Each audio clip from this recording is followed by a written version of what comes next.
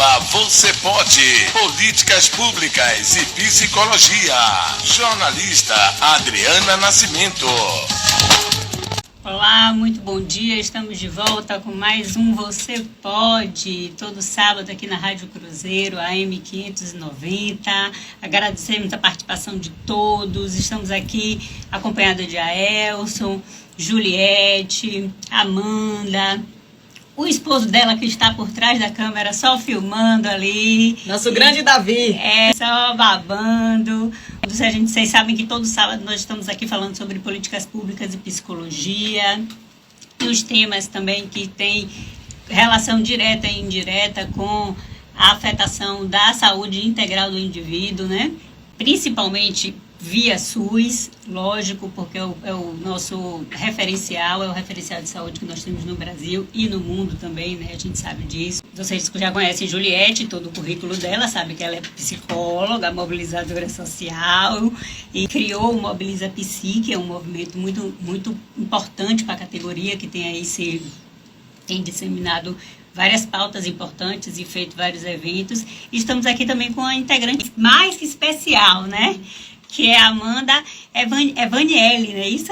Machado, que ela é psicóloga perinatal, infanto-juvenil e da Procuradoria Especial da Assembleia Legislativa da Bahia, integrante também do Grupo Materna, que a gente vai conhecer um pouquinho mais tarde, e representante regional do Maio Furtacor, né? E ainda é especialista em psicologia positiva e mestranda em psicologia e intervenção em saúde. Só potências aqui hoje. Só Deus sabe como ela consegue fazer isso na agenda dela, né?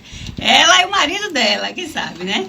Vocês podem acompanhar nosso programa pela rádio, né? Pela frequência AM 590, pelo site www.cruzeiro.am.com.br.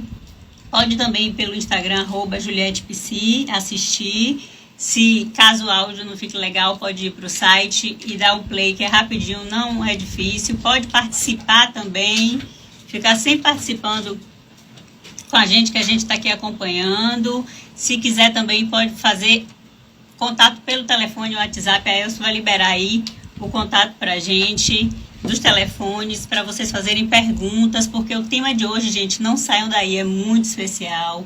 Quando eu fui estudar, quando eu fui ler, eu fui descobrindo coisas assim espetaculares. Eu estava até falando com a Amanda aí, Amanda, que tema riquíssimo, que coisa preciosa.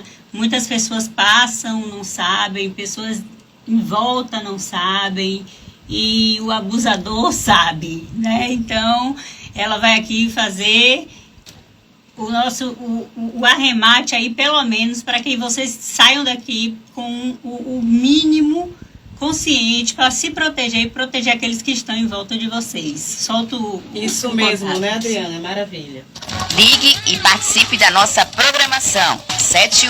71-3511-2832. Programa Você Pode. Políticas Públicas e Psicologia. Ligue e participe da nossa programação. 71-3511-2832. Jornalista Adriana Nascimento. É isso aí, Júlia. O microfone está com você para dar boas-vindas à nossa querida Amanda. Dizer a ela que ela está aqui à vontade, que o programa é dela, que ela pode falar, assim, tudo que ela tiver de gabarito aí dentro, soltar, aqui conversar. É um assunto riquíssimo mesmo, né? Bom dia a todas as pessoas, mais um programa aqui. E, de fato, quando você traz, né, essa Juliette, que é ativista social mobilizadora, agora há pouco eu estava participando de um movimento que está acontecendo agora, no Farol da Barra, a luta antimanicomial, com várias instituições, na defesa aí por uma sociedade sem manicômios. E na qualidade de ativista social, de psicóloga, estava lá dando a minha contribuição. E hoje eu não poderia faltar também aqui esse espaço para falar de um tema tão importante, que é esse, né? Violência obstétrica. Uma grande especialista aqui que tem acompanhado de perto essa realidade. E aí, eu já aproveito aqui para passar a palavra para a nossa grandiosa Amanda Machado. Bom dia, obrigada. É muito importante, né, a gente estar falando sobre a violência obstétrica, porque apesar de ser um tema que muitas pessoas vivenciam, é um tema velado. Desconhecido, silencioso. Exatamente. Né? Como a maioria das violências que são assim intrafamiliares, a pessoa fica sem recurso para se proteger e vulnerável, a pessoa né? não tem consciência de que aquilo é uma violência, Isso. né? Muitas violências, elas são normalizadas na sociedade. Isso. E a gente fala de violência, você falou da Procuradoria, a Procuradoria Especial da Mulher trabalha justamente sobre prevenção das violências, todas as violências, né? E abrindo um pouquinho mais o leque para além da violência obstétrica, de uma forma geral, as violências elas são veladas porque socialmente a gente entende que aquilo É normal. é natural, Natural. né? E aí, trazendo para a violência obstétrica, isso se configura muito mais. Então, a gente, quando vai falando sobre a temática, né, vai trazendo em pauta, a gente vai percebendo nas mulheres aquele olhinho, né, aquela carinha de, nossa, eu passei por isso, aquele movimento de descoberta. Tá me incomodando, né? E a descoberta mesmo, de não saber que tinha passado por um processo de violência obstétrica, né? É importante falar que a violência obstétrica, quando a gente fala sobre isso, remete muito o processo do parto, né? E a violência obstétrica, ela se aplica a todo o ciclo gravídico puerperal. O que é isso? Tanto do processo de tentativa de gestação, a gente começa a contar o ciclo gravídico puerperal quando a mulher ela pensa e deseja engravidar, né? Isso se for, claro, uma gestação planejada, né? Então, Esse seria o ápice. E como assim, tem um ápice, um momento que é crucial para os danos emocionais? Não, na verdade, a mulher ela tem 3 fases durante toda a vida, que são fases que a gente chama que seriam mais delicadas, né? Quais são essas fases? A puberdade, o ciclo gravídico puerperal, que envolve todo o processo gestacional. Então, essa mulher, ela deseja engravidar e ali ela já entra nesse ciclo gravídico puerperal. A gente sabe que tem mulheres que engravidam, né, com um nível maior de facilidade, mas tem mulheres que se enquadram nas tentantes, por exemplo, né, que também é um momento muito delicado que a gente precisa prestar atenção. Então, ali ela já começa a entrar no ciclo gravídico puerperal, durante a gestação e o pós-gestação também, que seria o puerpério, que a gente também tem aí, tem umas literaturas que defendem alguns marcos do que seria esse puerpério, mas a gente fala de uma forma geral 1 ano, né, do puerpério, mas a gente também vê na literatura e também, né, na vivência, que às vezes tem mulheres que prolongam um pouquinho esse puerpério. Então, todo esse ciclo, ele é importante. Não existe nesse ciclo um momento que seja mais acentuado, que a gente tem que ter um pouco mais de cuidado. Todo ele... Parece que tem uma doutrina que defende isso, de que existe um momento que seria, não sei se por um fator hormonal, ela estaria mais predisposta a mais vulnerável. É porque, na verdade, dentro de todo esse ciclo, ela vai ter variações. Então, vamos pensar especificamente na questão da gestação, né? No primeiro trimestre, ela vai ter processos, medos e receios que vai ser diferente do segundo trimestre, por exemplo.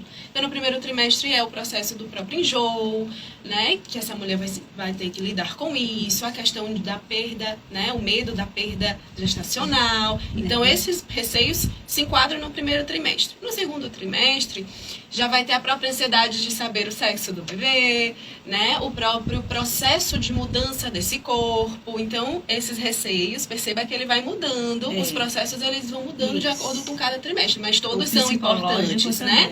O terceiro já vem a questão do próprio parto, como vai ser esse parto, se esse bebê vai vir saudável, se não vai vir saudável.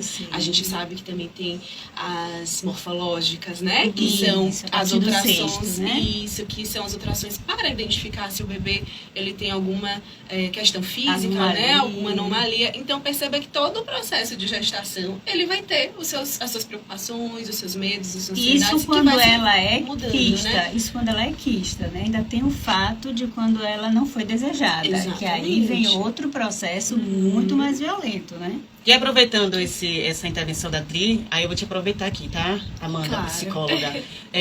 Fala-se muito desse processo inicial de negação. Sim. Né? Como é que vocês conduzem esse processo de negação? Já que a mulher está exposta ali a diversas emoções, né? Ainda tem que lidar com o processo de negação, porque veja que é um processo também de luto. Dessa questão do corpo que modifica, né?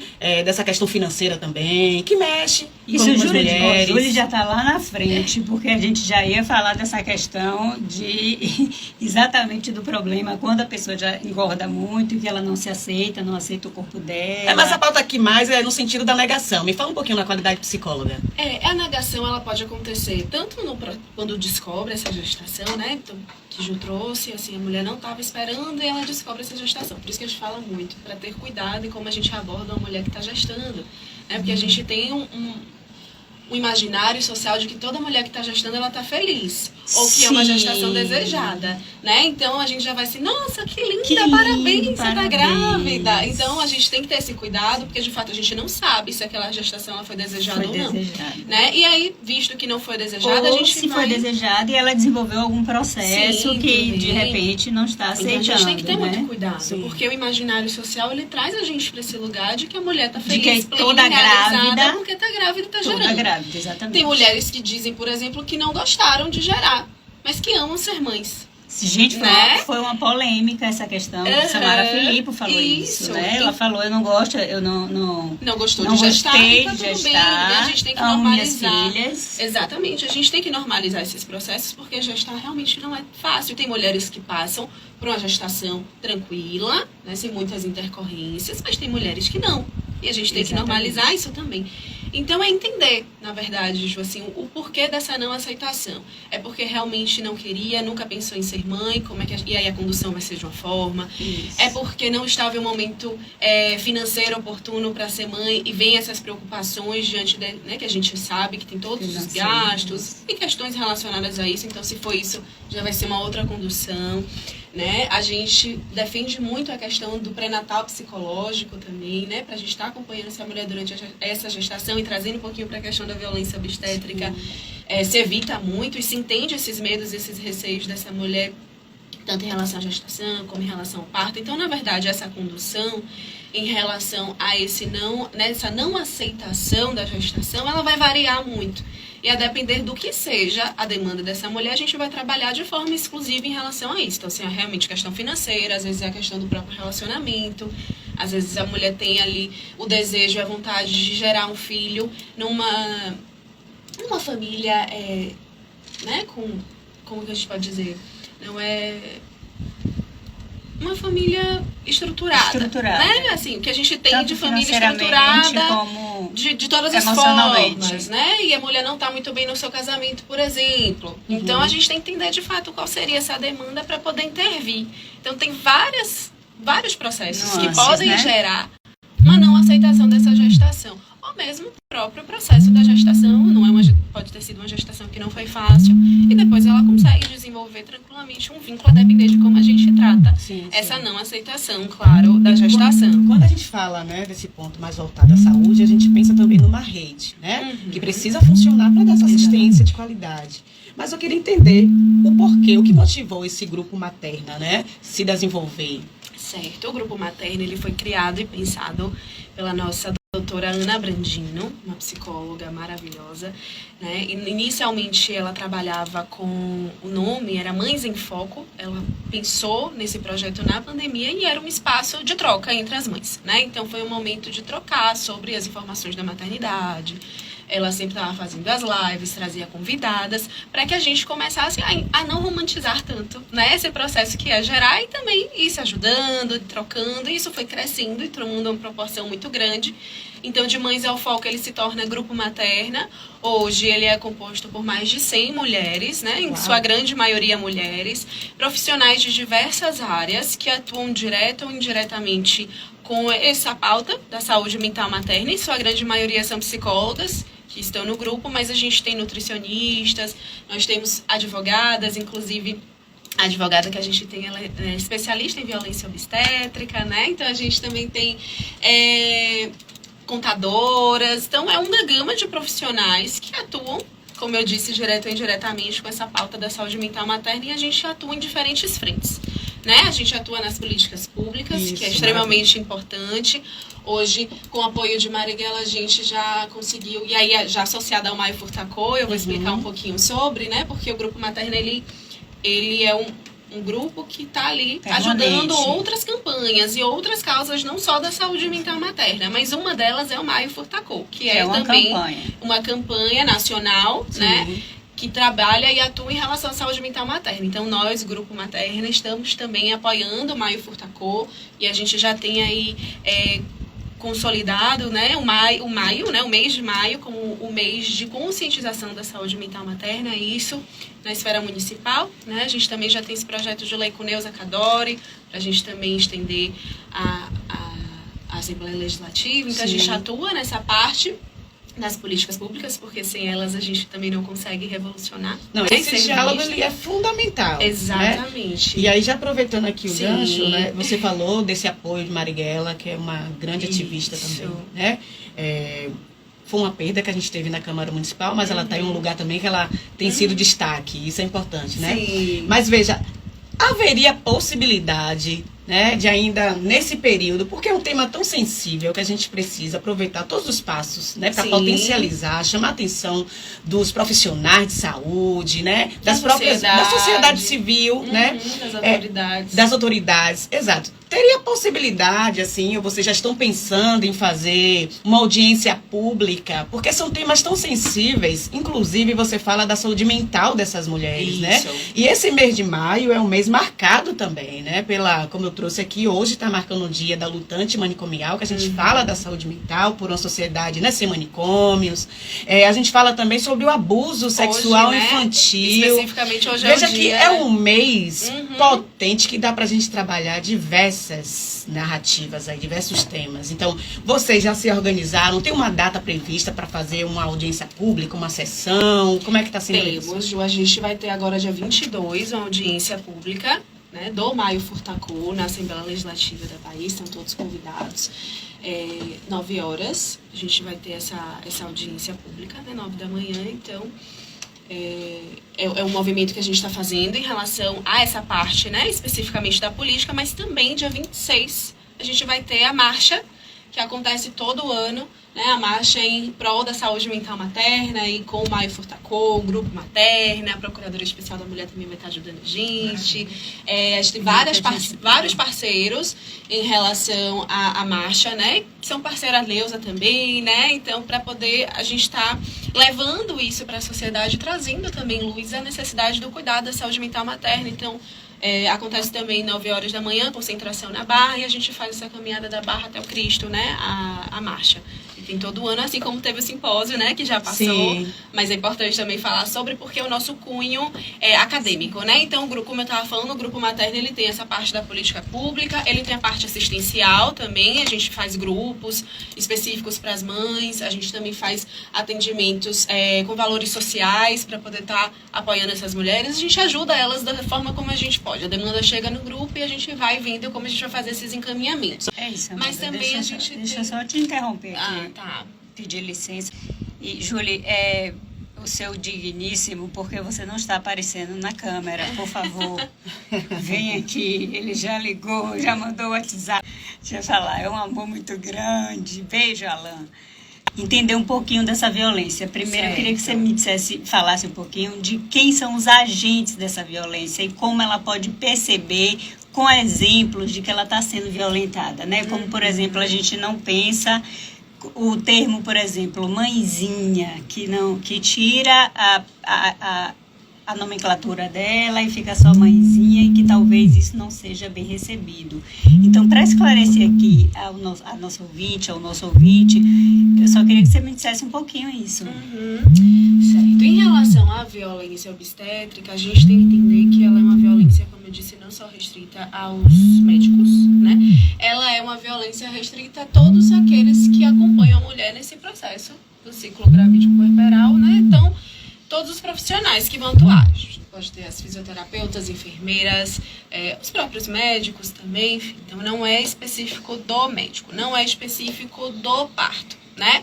Então, todo o ciclo, ele pode, sim, ser sujeito, essa mulher ser sujeita a passar por algum tipo de violência. Essa violência, ela vai ser qualquer fala, qualquer ato físico que essa mulher se sinta violada e desrespeitada. Porém, a gente tem que falar sobre isso, porque como a gente estava falando, nem todas as mulheres entendem isso como uma violação, né? Então, qualquer processo que tire essa autonomia da mulher em relação à gestação, às suas decisões questões em relação à gestação, que a gente chama de parto roubado, né? A gente vê muito isso em relação à condução para uma cesariana, por exemplo.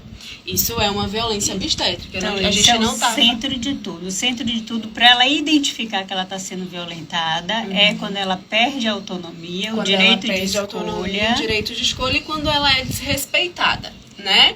Em relação Por qualquer a profissional. qualquer ocorrência que tenha durante o processo, né? Ou nas ultrassons, ou no momento que ela está ali na tentativa, né, de ter uma gestação, ou também do parto, ou no pós-parto. Todo o processo que ela vai tirando essa autonomia ou que vai violando essa mulher, ele pode ser, sim, considerado uma violência obstétrica, né? Deve ser, na verdade, considerado uma violência obstétrica. Agora eu queria ouvir sua opinião em relação a esse dado aqui, né? A chance da mulher negra receber anestesia na hora do parto é de 50% menor que é de uma branca. Os casos de violência obstétrica e de vários outros tipos de agressões, que a gente sabe que atingem, né?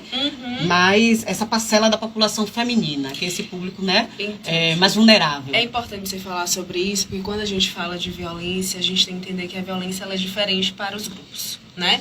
A gente está falando aqui de mulheres, mães, mas a gente sabe que as mulheres, mães negras, indígenas, elas vão ter uma violência muitas vezes diferente da mulher mãe branca, né?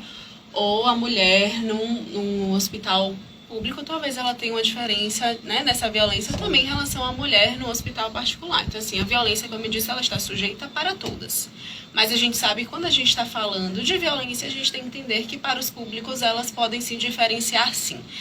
A gente tem essa questão, né, essa que a gente tinha, né, que a mulher negra, ela conseguia aguentar mais dor do que a mulher branca, né? Imagina só, né? Pois é. E aí a gente, infelizmente, a gente vê ainda ressoar isso, né? No cenário dos partos, e a gente falando propriamente do parto, né? Que seria a parte que a gente estaria lidando diretamente com essa dor. A gente vê que ainda, infelizmente, existe esse processo de achar que a mulher ela aguenta mais dor, a mulher Por isso que é tão negra, importante a gente continuar a falar das políticas públicas. Não tem como a gente dissociar isso de um tema como esse. A gente precisa trazer essa pauta, né, da política partidária mesmo, porque, veja, você falou de Marighella, lá na Assembleia você trouxe aí, tem a própria Fabíola Mansum, sim, que tem sido uma guerrilha também, a Olívia Santana, então a gente precisa trazer esses nomes para quem está nos ouvindo nesse momento, saber que a gente tem pessoas também que nos veem. Que nos veem, exato, né? E a gente precisa reforçar e fortalecer esse braço. Dentro do parlamento, do executivo, a gente precisa, né? Precisa também, e uma das ações, das metas da política pública é exatamente a conscientização, né? A educação. Com certeza. Para que as pessoas saibam sobre a temática. Saibam o que é realmente quando está sendo violentada, por quem pode ser violentada, como pode ser por um fotógrafo. Sim. De repente, uma pessoa totalmente que só está ali, só tem um contato. Mas faz parte, né? Pois faz parte do processo. Podem ser, por exemplo, a questão da dilatação, muda-se o plantão e aí faz de novo o exame de toque desnecessariamente, porque o exame de toque ele tem limite. O próprio corpo, né, sendo exposto, então a gente vê que tem algumas clínicas, escolas, hospitais, escolas, então a gente vê muitos relatos relacionados a isso também, de que o médico chama os alunos para poder assistir o parto sem ter exatamente uma autorização. Aí agora eu lembrei da minha passagem. Eu sou mãe, né? Mãe de Rafael Barreto, 10 aninhos. Eu lembro também que eu fiz meu pré-natal, Drica, na Mansão do Caminho, né? Que infelizmente fechou. Olha uma só grande perda que a gente grande violência a gente passou, né? O fechamento dessa instituição. E era um atendimento tão humanizado. Muito. Mas infelizmente eu não consegui ter o parto natural, tive que fazer cesárea, né? Sim. Por outras questões. E aí nesse hospital que eu tive meu filho, eu percebi, assim, a multidão. Óbvio que faz parte ali os estudantes, estão no processo de aprendizagem. Sim. Mas eu me senti tão violada, né, com a quantidade, uma exposição do meu corpo. Me fala um pouquinho sobre esse processo. Então, é um processo que a gente tem que ter muito cuidado. Vamos pensar que o parto, ele é um momento muito delicado, especial, de muita apreensão, de muito desejo também, né? Muitas vezes a mulher ela tá passando por aquilo pela primeira vez, que foi o seu caso. Então, são vários processos ao mesmo tempo que estão acontecendo e no meio disso tem uma multidão te assistindo, né? muitas pessoas que você não sabe quem são, não conhece, não foi avisada sobre. Então você já está expondo o seu corpo para a equipe médica, mas vamos pensar que é uma equipe que você tem um vínculo, que você já passou ali pelo pré-natal, que você conhece, né? Tese, Assim né? deveria Em ser. tese. Então você está confortável diante do possível ali para esse momento, né? Diferente de entrar várias outras pessoas que estão ali, né? Não com o intuito do acolhimento. Eles estão ali com o intuito de te assistir, né? Então, eu acho que é uma condução que a gente precisa rever e pensar como vai ser feito. Porque é diferente, por exemplo, da sua equipe médica que está ali para te assistir, para Eu não cuidar fui de nem você. ao menos sinalizada, informada de que Informada. teriam... E isso acontece em estudantes diversos... Isso ali. não é só no parto. Isso acontece em vários processos. Às vezes, a mulher está fazendo um ultrassom, Isso. né? Ou fazendo algum outro tipo de exame. Às vezes, Procedimento. ela está tendo alguma demanda delicada ali na gestação e também tem a presença desses estudantes. Então a gente tem que realmente rever como essa condução é feita, porque a gente está falando de uma mulher, como eu disse, que está em um processo mais delicado, em um momento delicado, às vezes com medo, às vezes preocupada, Com dor. né? Com dor, desconfortável, em uma posição de vulnerabilidade, né? Totalmente. Que dificulta mais ainda o Uhum. diagnóstico da violência, porque ela está em Exatamente. situação de E um vulnerabilidade. outro processo, Adriana, que dificulta é esse lugar de que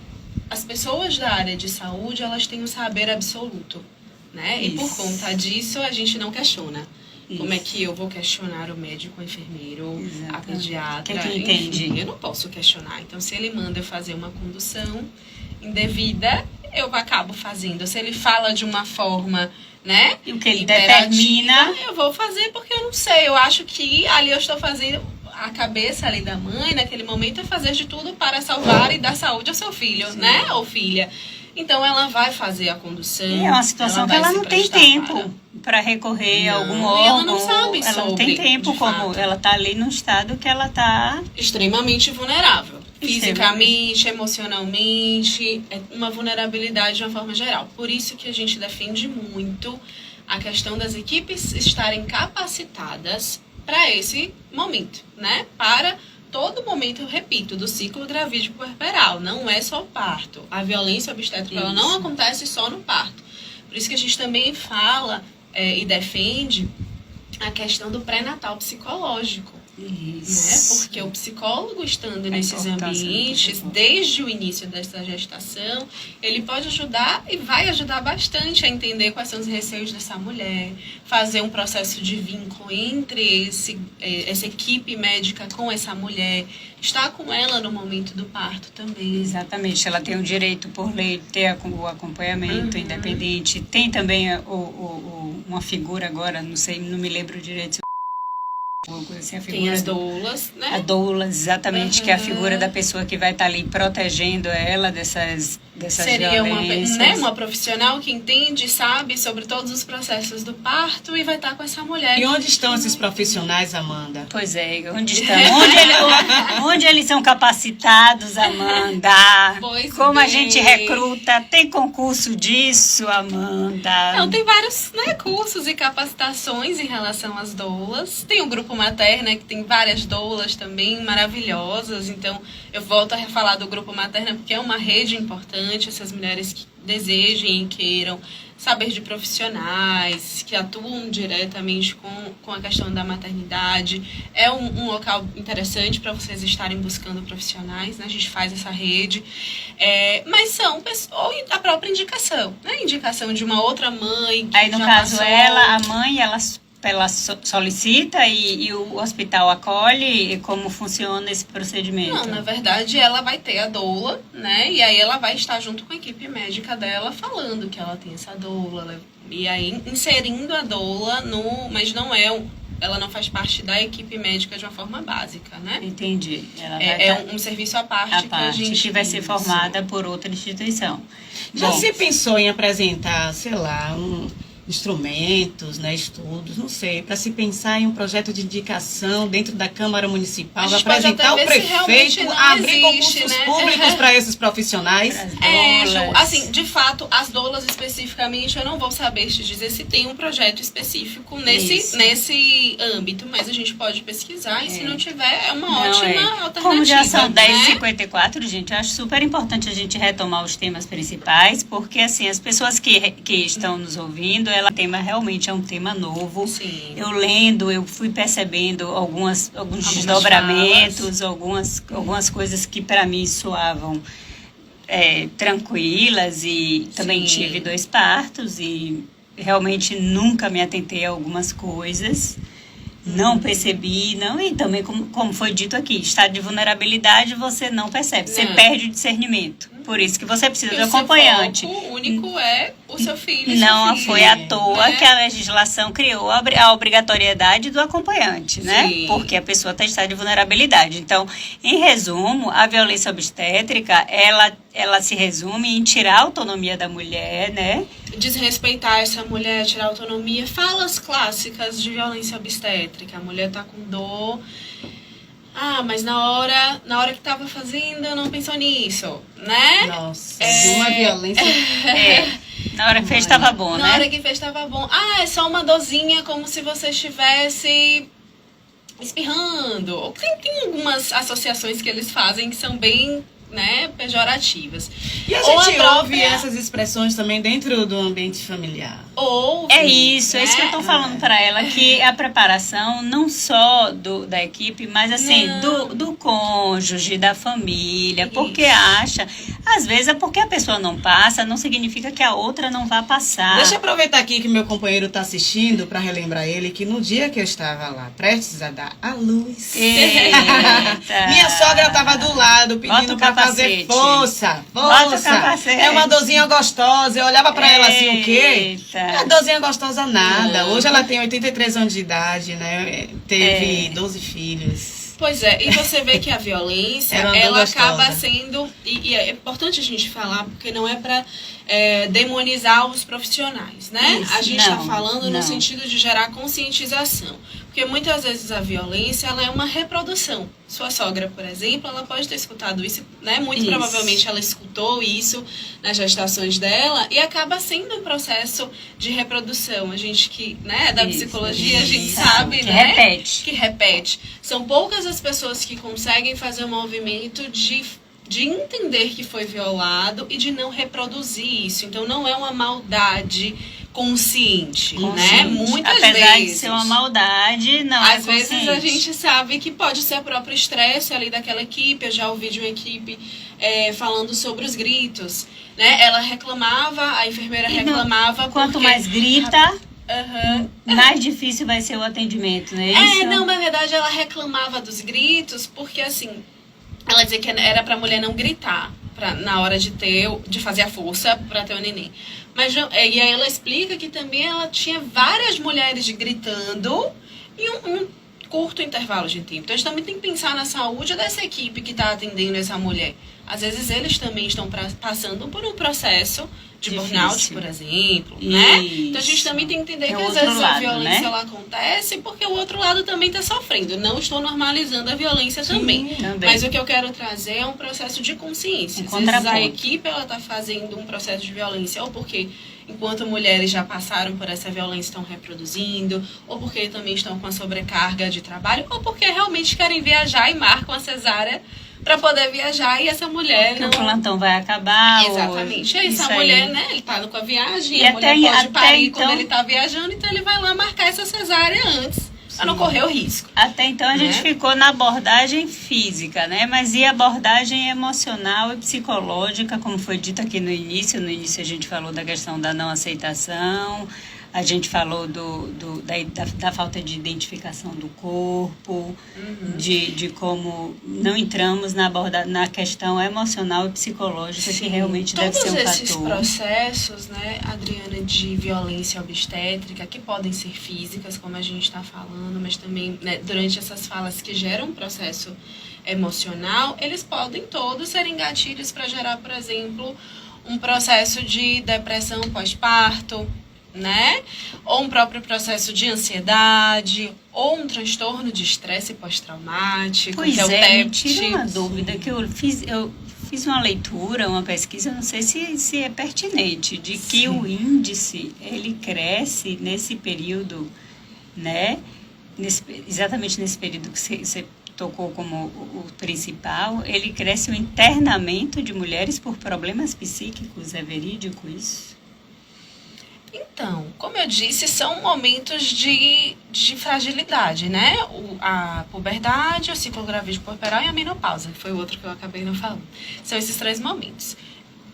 A questão da própria internação, eu não vou saber te responder. Mas assim, no esse documento estudo. que você compartilhou, Mas traz tem aqui um os aumento, dados. tem um aumento dos dados em relação à depressão, Isso. em relação ao suicídio, que também é uma pauta que é pouquíssimo falada, né?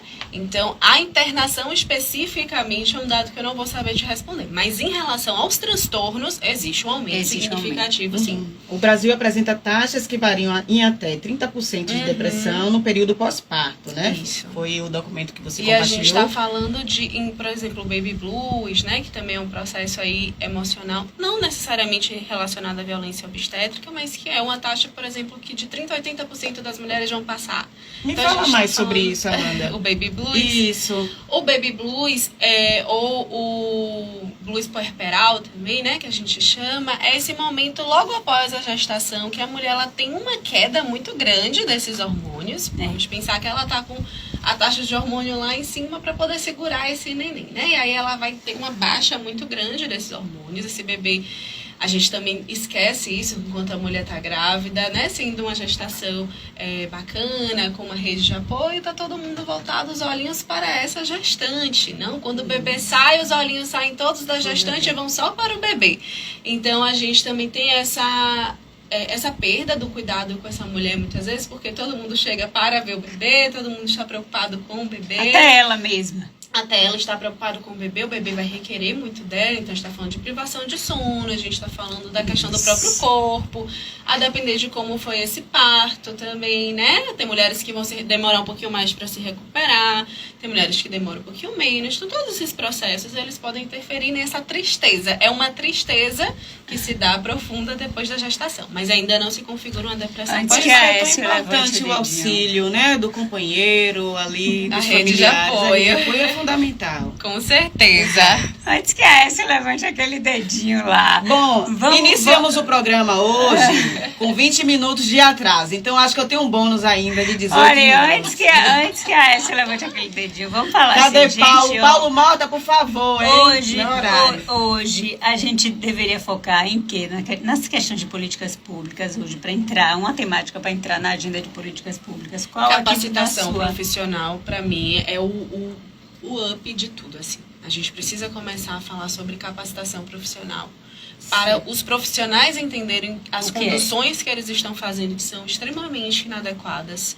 Acho que se a gente trabalhar nisso e depois a gente também pensar em políticas públicas relacionadas a esse cuidado com esses profissionais também, como eu disse, às vezes é o próprio processo de gestão, às vezes é ali a sobrecarga deles também enquanto profissionais. Então a gente trazendo acho que trabalhando nesse topo, a gente consegue diminuir drasticamente, não só a gestão dos profissionais, mas a gestão dos hospitais. Sim. Então a gente fala de gestão mesmo, a gente tem que mostrar para eles Então, que estão ali nessa seria gestão. esse o ponto principal, O né? que eles estão fazendo de condução, que roubam a autonomia dessa mulher, né? É e importante que violam. falar dessa capacitação, porque senão as próprias mulheres começam a reproduzir o que o sistema faz com que a gente reproduza, que é Exatamente. falar mal do SUS, por exemplo, né? Exatamente. Então, é isso, senhores gestores, né? É importante qualificar os Todos, profissionais. não é só do SUS, né? Exato, A gente não tem todos. só Tem, histórico não, de no violência particular obstétrica também, no SUS, exatamente. né? Senhores gestores, por favor, vamos instrumentalizar nossos Como ela profissionais. disse, não é o momento do parto só, vem de Não. toda a gestação, vem dessa transformação. O pós-gestação hormônio também. da mulher, ela tá ali